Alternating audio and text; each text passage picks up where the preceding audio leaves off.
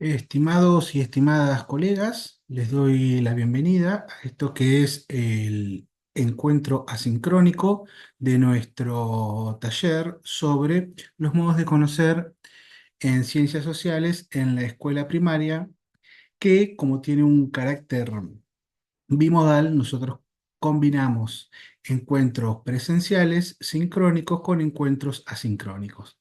En este caso, nosotros nos reunimos aquí de manera asincrónica.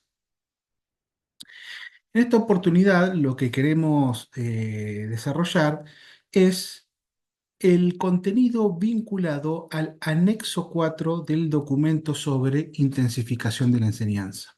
Nosotros ya conocemos este documento porque trabajamos con él para el caso de primer ciclo. En este encuentro asincrónico, en esta oportunidad, nos queremos concentrar en lo que es el segundo ciclo. Nosotros si leemos la introducción a esta parte del anexo, podemos ver que se nos presenta un panorama general sobre la enseñanza de las ciencias sociales en el segundo ciclo, que apunta a enriquecer y profundizar las ideas que las chicas y los chicos tienen acerca de la vida en sociedad, a cuestionar o relativizar prejuicios y estereotipos, así como a avanzar en la construcción de explicaciones e interpretaciones cada vez más complejas acerca de la realidad social. La idea a la que se apunta en este anexo, en esta intensificación de la enseñanza, es comprender que entre los ciclos del primer ciclo y el segundo ciclo de la escuela primaria existen continuidades, pero entre ellos también existe una idea de profundización. Algunos apuntes que nos permiten dar cuenta de esta profundización es que en segundo ciclo, por ejemplo, se trabaja con aprender a cuestionar prejuicios, aprender a cuestionar estereotipos, es decir, a desnaturalizar, lo mismo que a avanzar en la construcción de explicaciones cada vez más complejas. Sobre el carácter complejo de las explicaciones y del carácter que tienen ciencias sociales, nos vamos a ocupar en este encuentro. Si continuamos con la lectura del anexo 4, vemos que en este momento de la escolaridad, es decir, en segundo ciclo, las maestras y los maestros promoverán la progresiva formulación y fundamentación de reflexiones propias sobre las situaciones en estudio, basadas en un análisis crítico de la realidad social pasada y presente que tenga en cuenta las perspectivas, los acuerdos y los conflictos entre los diferentes grupos sociales y actores. Aquí tenemos algunas palabras claves. Nosotros vimos que para el caso de el ciclo primero de la escuela primaria, al trabajar en ciencias sociales, nosotros podríamos hacer un énfasis, colocar la mirada en lo que era la temporalidad, en los cambios y en las continuidades. Aquí, en este segundo ciclo, nosotros vemos que el foco está puesto en lo que son los sujetos sociales y sus conflictos. Esto para nada significa que desaparece el trabajo con las temporalidades, con los cambios, con las continuidades, lo mismo que tampoco desaparece el trabajo con la espacialidad, es decir, con la territorialización, sino que se enfatiza en uno de los conceptos estructurantes del área. En este caso, los sujetos sociales y sus conflictos. Ninguno de estos tres conceptos estructurantes, las temporalidades o la espacialidad o el carácter conflictivo con el cual se relacionan los sujetos sociales, desaparecen ni en primer ciclo ni en segundo ciclo. El trabajo en ciencias sociales se basa, se organiza a partir de estos conceptos estructurantes y están presentes tanto en primer ciclo como en segundo ciclo, con distintos énfasis en cada caso. Este tipo de análisis constituye un aporte fundamental a la formación ciudadana de las alumnas y los alumnos de nuestras escuelas. En síntesis, la vida cotidiana en su espacialidad, con sus cambios y continuidades, a la vez que los conflictos entre los sujetos sociales parecen ser los principios explicativos privilegiados a lo largo del ciclo, principios explicativos pensados siempre a partir de los conceptos estructurantes del área de ciencias sociales. Con todos estos conceptos, con todas estas herramientas, vamos a trabajar a lo largo de este encuentro sincrónico que, como vemos, como intuimos, son los que venimos conversando a lo largo de todo el taller sobre los modos de conocer en ciencias sociales. Con estas intenciones, los autores, las autoras del documento del anexo 4 ofrecen y presentan para cada año del segundo ciclo, para cuarto, para quinto y para sexto año, distintos recortes de contenido. Son cuatro aportes, cuatro recortes para cada año. Por ejemplo, para el cuarto año nosotros nos encontramos con los cambios ambientales en el ámbito local. Podemos leer la conquista española en América y las resistencias indígenas en el pasado y en la actualidad.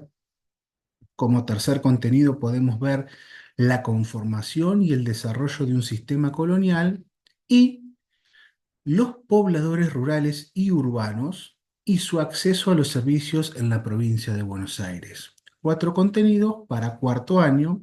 Para el caso de quinto año también nos vamos a encontrar con una distribución similar, con cuatro contenidos. El primero es los recursos naturales, las problemáticas ambientales y las condiciones de vida en la Argentina, las actividades productivas y las condiciones de vida de la población. El tercer contenido es la crisis del orden colonial, las revoluciones y las guerras de independencia. Y para terminar, como último aporte en quinto año, la ausencia de unidad política en las Provincias Unidas del Río de la Plata, autonomías provinciales y proyectos en pugna. Para el caso de sexto año, también tenemos un recorte de contenidos muy interesante, comenzando por la construcción histórica del territorio argentino.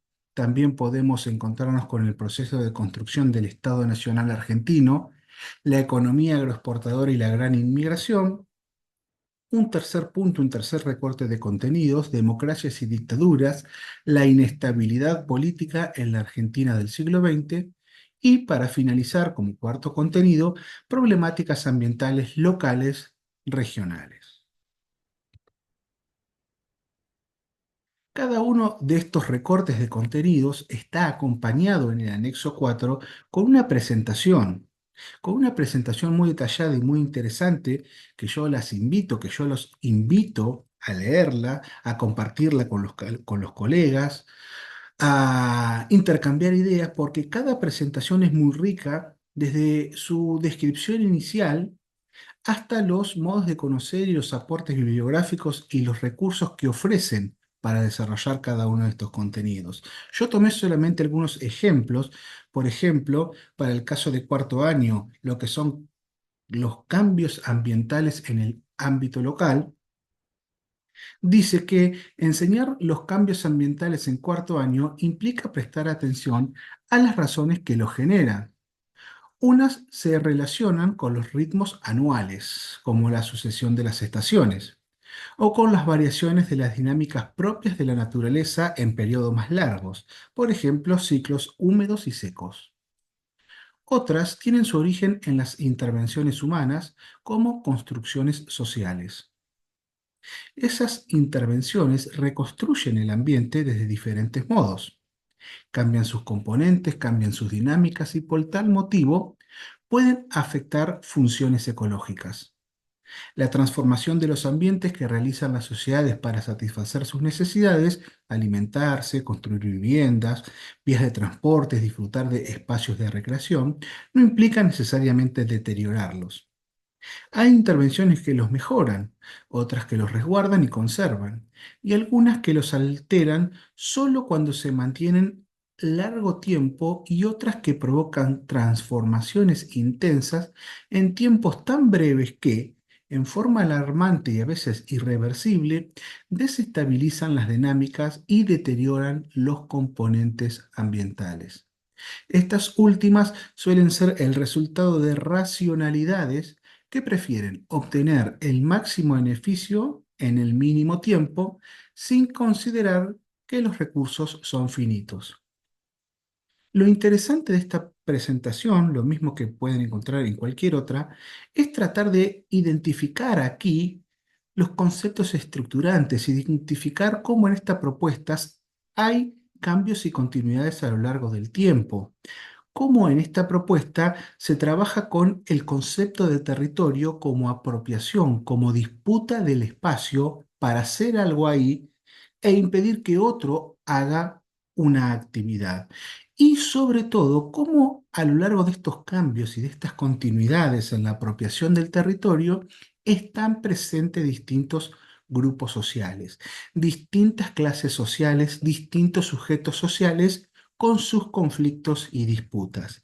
Este es el sentido con el cual tenemos que leer cada una de las propuestas para cada uno de los años del cuarto al quinto año de la escuela primaria. Luego van a ver que van a encontrar detalles para desarrollar las actividades con distintos recursos, con distintos modos de conocer, con distintos principios explicativos que se ponen en juego, con distintos indicadores de avance que posteriormente nos permitirán evaluar una propuesta docente. En cada uno de los años nosotros vamos a encontrar esta misma lógica, una presentación de los temas, un detalle, definiciones, recursos, contenidos, modos de conocer. Por lo tanto, yo las invito, los invito a leerlas, a compartirlas y si es necesario, si ustedes son gustosos, a trabajar junto con los formadores del CIE para profundizar en cada uno de estos temas. Por ejemplo, para sexto año, lo que es la construcción histórica del territorio argentino. Uno de los contenidos, uno de los cuatro contenidos ofrecidos para sexto año. Dice, más allá de la focalización que realizan los contenidos de este año en los tiempos históricos de la economía agroexportadora y la gran inmigración, y en las democracias y dictaduras, la finalización de la escuela primaria es un momento oportuno para que chicas y chicos realicen un recorrido por la construcción histórica de la República Argentina durante los más de 150 años transcurridos entre la sanción de la Constitución de 1853 y el presente.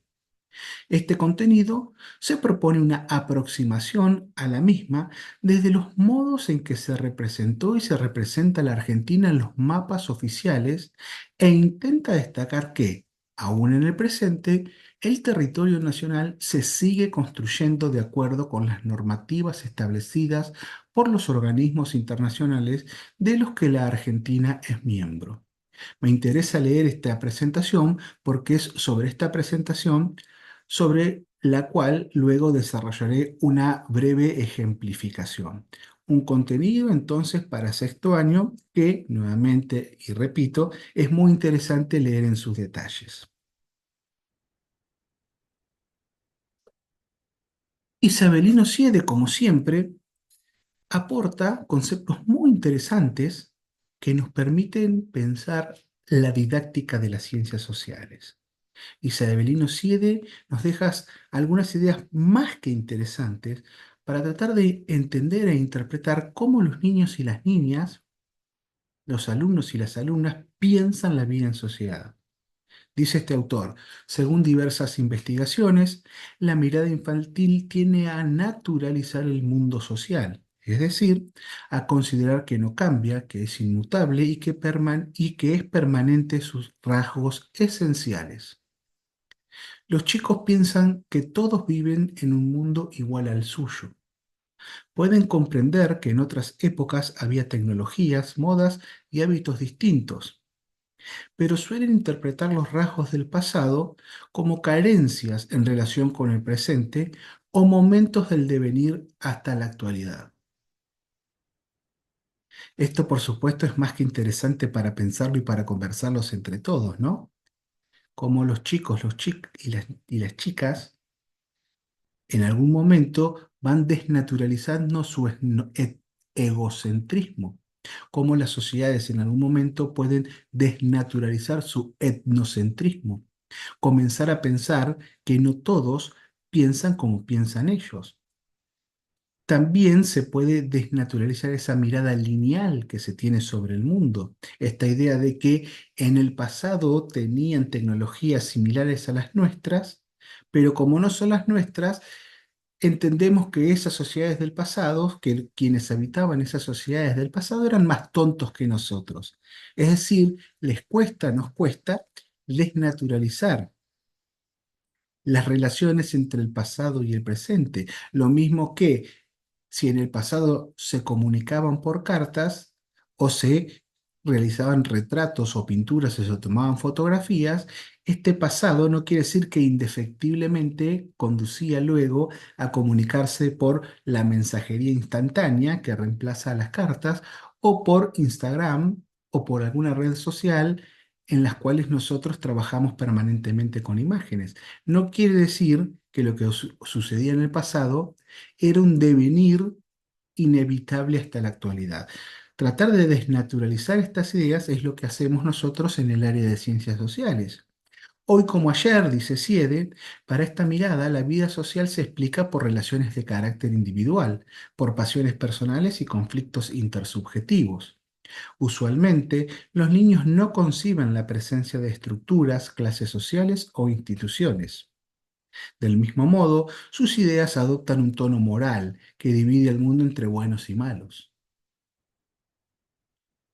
Aportes también muy interesantes. Superar la mirada individualista de la vida social. Conformamos, organizamos una sociedad más allá de cada uno de los individuos que la componen. Hay relaciones personales, pero también hay relaciones grupales, pero también hay relaciones basadas en las clases sociales, hay estructuras, hay instituciones que organizan nuestra vida social. Y estas clases, estas estructuras, estas instituciones, aprendemos a percibirlas. Las hemos naturalizado de tal manera que muchas veces no consideramos que hay una diferencia entre lo bueno y lo malo, de lo legal e ilegal. Lo legal y lo ilegal lo marcan las instituciones, que están organizadas por normas, por normativas, que permiten sancionar una conducta ilegal. No así una conducta que considera mala o que se considera buena. A veces lo bueno es ilegal, a veces lo malo es legal. Son distintas dimensiones, distintas lógicas de funcionamiento que hay que aprender a interpretar, a describir, a conocer, para ir más allá de las relaciones interpersonales. Todo esto lo aprendemos, lo ejercitamos, lo llevamos adelante en las clases de ciencias sociales. ¿Cómo complejizar esta interpretación de la vida social? ¿Cómo ir más allá de la lógica con la que enseñamos y se aprenden contenidos en primer ciclo hacia un segundo ciclo? Contamos nuevamente con los principios explicativos. Los principios explicativos con los que ya hemos trabajado en este taller, con los que ya trabajamos en el otro encuentro sincrónico, por suerte son muchos, son diversos, no significa que debamos utilizarlos a todos simultáneamente, ni que debamos agotarlos, ni que debamos trabajar hasta y en todas nuestras secuencias con la multiperspectividad, con la identidad y la alteridad, con la multicausalidad, con la organización social, institucional, con la intencionalidad de los sujetos sociales, con el conflicto de intereses y creencias o con la diversidad y desigualdad. Cada uno de estos principios explicativos nos permite abordar distintos contenidos del área de ciencias sociales. La multiperspectividad nos permite comprender junto a los chicos y las chicas que no todas las personas piensan de la misma manera, que cuando presentamos un contenido, un hecho, y luego lo miramos desde otra perspectiva, ya sea de una perspectiva de otro género con el que venimos trabajando, una perspectiva de cómo lo vería un niño o una niña en vez de verlo desde la perspectiva de una persona adulta, cómo se lo vería desde la perspectiva de un grupo de criollos en vez de verlo desde la perspectiva de los descendientes de los pueblos originarios. La multiperspectividad, mirar desde un lado y luego desde el otro, es el mismo objeto. La identidad y la alteridad es otro principio explicativo. Trabajar con las relaciones entre nosotros, la identidad y la alteridad y los otros. ¿Qué sucede? Cómo nosotros en nuestra identidad en general la comprendemos como clara y transparente y completa, y alternativamente la alteridad, nosotros, son la otra cara de esta moneda. Si nosotros nos identificamos como lo claro, como lo completo, como lo transparente, claro, la alteridad va a ser carente, va a ser oscura, va a ser opaca. La multicausalidad es otro principio explicativo, ir más allá de las explicaciones lineales, de las explicaciones que reducen los fenómenos sociales a una sola causa, cuando nosotros sabemos que hay causas económicas que explican un hecho, pero también hay motivos culturales que explican un hecho, pero también hay una dimensión tecnológica que explica un hecho, y todas estas dimensiones, la economía, la tecnología, la cultura, dan cuenta de un hecho y no solamente uno de ellos. La organización social, el carácter institucional en el cual nos encontramos envueltos, es otro principio explicativo para tratar de superar esta mirada justamente que divide a las personas entre buenas y malas. La intencionalidad de los sujetos sociales, comprender que detrás de las acciones de las personas hay motivos, hay intereses, que nadie actúa movido por valores trascendentes, sino que hay intereses bien concretos, cuáles son, cómo los identificamos, es otro principio explicativo. El conflicto de intereses y creencias en torno a un hecho, en torno a lo social, en torno a la historia, también es otro principio explicativo. Y finalmente, diferenciar la diversidad, que es positiva, que es buena, que nos nutre, que nos hace crecer, de la desigualdad, que tiene un carácter social, en general un carácter económico.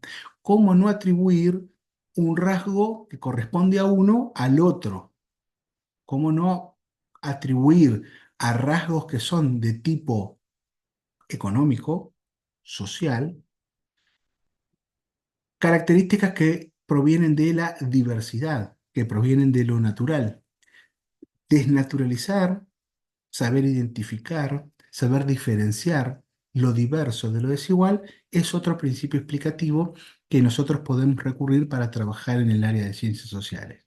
Como vemos, son muchos, son muy ricos y posiblemente nosotros trabajemos con uno o dos por cada uno de los contenidos que nosotros recortamos para trabajar en cualquiera de los años de primero a sexto año, porque estos no son principios explicativos propios del segundo ciclo. Son principios explicativos que nos permiten pensar una propuesta didáctica de primero a sexto año. Nosotros sabemos que un recorrido didáctico mínimo cuenta con 5 momentos o 5 estrategias. Estos 5 momentos ya los hemos trabajado, ya los hemos comentado en el anterior trabajo con primer ciclo, y son el planteo de situaciones problemáticas, estrategias para la búsqueda de información, estrategias para el registro de la información, es un tercer momento, una tercera estrategia. Luego tenemos un cuarto momento en el que nosotros ponemos en juego estrategias para organizar la información y finalmente estrategias para el cierre. 5 momentos que nosotros nos permiten, digamos, tener una idea más o menos clara antes de comenzar con los detalles del desarrollo de una secuencia didáctica o de un trabajo a través de proyectos o de una unidad didáctica, tienen más o menos todos estos 5 momentos. A modo de ejemplo, nosotros podemos pensar en torno a este recorte de contenido para sexto año, en el que se trabaja con los mapas como expresión de la territorialidad y de la historia de un país, en este caso Argentina, comenzar con el planteo de situaciones problemáticas. Y para el planteo de situaciones problemáticas, nosotros podemos recurrir a los principios explicativos. Aquí, en este momento, los principios explicativos marcan la diferencia. Una buena propuesta en el área de ciencias sociales, pensada a partir de principios explicativos, marca una diferencia con otra propuesta que apunta a otro tipo de trabajo. Por caso, nosotros podemos tomar a la multicausalidad y a la intencionalidad de los sujetos sociales como principios explicativos que nos permiten trabajar con mapas a lo largo del tiempo para identificar los cambios y continuidades, para identificar la intencionalidad de los sujetos sociales en la organización del territorio argentino. Y nos preguntamos cómo son concebidas por los niños y las niñas la multicausalidad y la intencionalidad de los sujetos sociales. ¿La tendrán clara desde un principio? ¿Se aprenderá junto con el docente, junto con la docente, al observar mapas? ¿Cómo vamos descubriendo la multicausalidad en los hechos sociales y cómo descubrimos la intencionalidad de los sujetos sociales?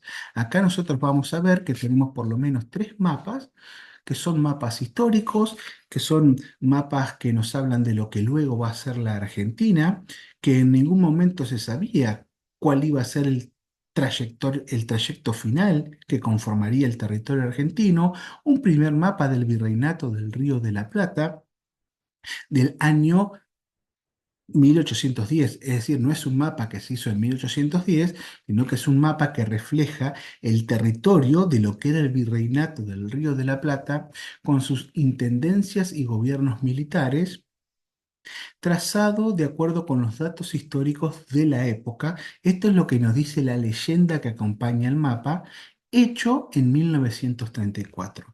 Y aquí nosotros podemos interpretar con los niños y las niñas. ¿Qué vemos en este mapa?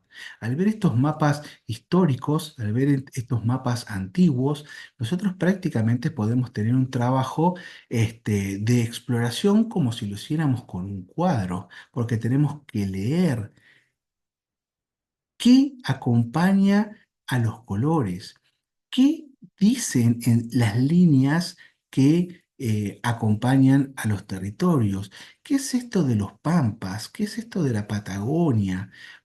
¿Qué lugar ocupaba el Chaco? ¿Cuáles eran estos intendencias, estas gobernaciones? ¿Qué adivinamos nosotros de la Argentina actual?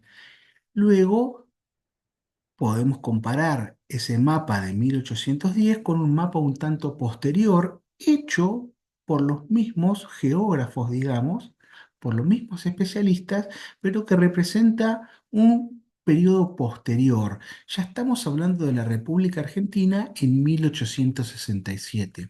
Ya podemos estudiar algunos cambios y continuidades. Ya podemos ver cómo se ha movido la frontera. Ya podemos ver ¿qué ha pasado con los pueblos originarios que estaban nombrados e invocados en el primer mapa y que aquí han desaparecido? ¿Qué historia está acá detrás? ¿Qué rasgos son los que permanecen? ¿Qué actores sociales, qué intereses hay detrás de la construcción de este mapa? Lo mismo que de este último que componen este tríptico, que son las líneas de frontera y conquistas del desierto 1744-1883. ¿Cuáles fueron esas líneas de frontera? ¿En qué dirección se dio la territorialización? ¿Qué es esta metáfora de la conquista del desierto? ¿Por qué abarca este periodo 1744-1883? ¿Qué reflejan los distintos colores de este mapa que dan cuenta del avance de la frontera que ellos denominaban la frontera del desierto? ¿Qué indican las leyendas que acompañan el mapa? Todas estas cuestiones se exploramos con los chicos y las chicas para dar cuenta de la multicausalidad que acompaña las transformaciones de un territorio. ¿Qué sujetos sociales se encuentran detrás de la modificación de estas fronteras? ¿Qué periodo estamos abarcando? ¿Por qué la fecha clave es 1883? ¿Qué está pasando en torno a esta fecha? Nosotros sabemos que a lo largo de este tiempo, lo que se está organizando es la transición de un antiguo régimen del virreinato hacia lo que conocemos como una Argentina moderna, cuya clave, cuya base es el modelo agroexportador, que necesita para su desarrollo tierra, trabajo y dinero. El dinero que generalmente va a ser aportes, van a ser inversiones extranjeras, fundamentalmente inglesas. ¿Para qué? Para el trazado del ferrocarril, para la construcción de los puertos, para el mejoramiento de las estancias. El trabajo, que fundamentalmente va a ser la mano de obra, los inmigrantes, que nosotros tuvimos oportunidad de estudiar en encuentros anteriores, y finalmente la tierra. Y aquí, al explorar estos mapas, nosotros vemos cómo se da esa ocupación, esa territorialización, ese avance sobre la tierra. Otro mapa a nosotros nos permite desarrollar el segundo momento de esta secuencia didáctica base, clave, de 5 momentos. Un segundo momento son estas estrategias para la búsqueda de información. Aquí recorremos un texto informativo, a una entrevista, interpretamos mapas como estamos haciendo en este momento. ¿Qué nos dice este mapa? ¿Qué leyendas tiene? ¿Por qué al observar este mapa nosotros prácticamente podemos considerar una observación de imágenes? Hay mapas antiguos tan ricos y tan detallados que es como mirar una obra de arte. ¿Qué nos dice esta obra de arte? ¿Qué encontramos que ya conocemos? ¿Qué hallamos nuevo? ¿Qué es este plano general de la frontera de la República Norte y Este del territorio de La Pampa, confeccionado por orden del señor ministro de la Guerra, por Juan Sef y Hofmeister en 1869? Encontramos aquí las intenciones de los distintos sujetos sociales. Un ministro de guerra ordena realizar un mapa, un plano general de la frontera de la República en el norte y el este del territorio de La Pampa. 1869, presidencia de Sarmiento. Un ministro manda a confeccionar un plano general, quiere saber qué hay, quiere saber qué no hay, quiere reconocer las antiguas líneas de frontera, según lo que dice la leyenda, y quiere reconocer cuáles son las nuevas líneas de frontera. Nosotros nos podemos acercar, podemos hacer foco, podemos distinguir los distintos colores de estas líneas de fronteras. Podemos dar cuenta, por ejemplo, de que hay lugares que tal vez nos resulten conocidos. Aquí aparece Azul, aquí aparece Bahía Blanca. Nosotros nos damos cuenta que aquí están los tres brazos los tres brazos de los tres arroyos que posteriormente van a dar cuenta de la localidad de Tres Arroyos. Podemos ver que están las salinas, podemos observar que aún están las lagunas que en el presente marcan el territorio del sudeste de la provincia de Buenos Aires, podemos observar las elevaciones que forman parte de las sierras. Entonces podemos focalizar qué son estas líneas, por qué estos colores, por qué buscan llegar a Bahía Blanca, qué había, que hay en azul, que es un lugar representativo. Con esta idea indagamos materiales bibliográficos, interpretamos mapas, observamos imágenes. Son estrategias para buscar información en torno al contenido que nos interesa. Tenemos que registrar la información. Es un cuarto momento, una cuarta estrategia, luego del planteo de situaciones problemáticas, luego de la búsqueda de información, actividades que muy posiblemente también se den simultáneamente. Nosotros registramos la información mediante apuntes, mediante dibujo, mediante la escritura, tomando notas en los cuadernos, tomando fotografías o realizando anotaciones en el mapa, porque nosotros podemos tomar un mapa y hacer anotaciones, diversas anotaciones, ver cómo se superpone lo que en el mapa anterior era una línea de frontera, cómo está superpuesto con las vías férreas. Esto es casualidad que haya una superposición entre lo que eran las líneas de fronteras, entre lo que era Bahía Blanca, lo que era Azul y luego lo que son las líneas férreas. ¿Es casualidad o son historias con cambios y continuidades? Podemos hacer un zoom, podemos reconocer nuestro entorno, la línea que va de azul a Bahía Blanca, de la que hablábamos anteriormente, aparece la localidad de Tandil, pero también aparecen las localidades de nuestra región. Aparece Tres Arroyos, aparece Benito Juárez, aparecerá La Prida, aparecerá Pringles. Hacemos un foco como estrategias para el registro de la información, a través de dibujos, a través de la escritura, a través de la toma de apuntes.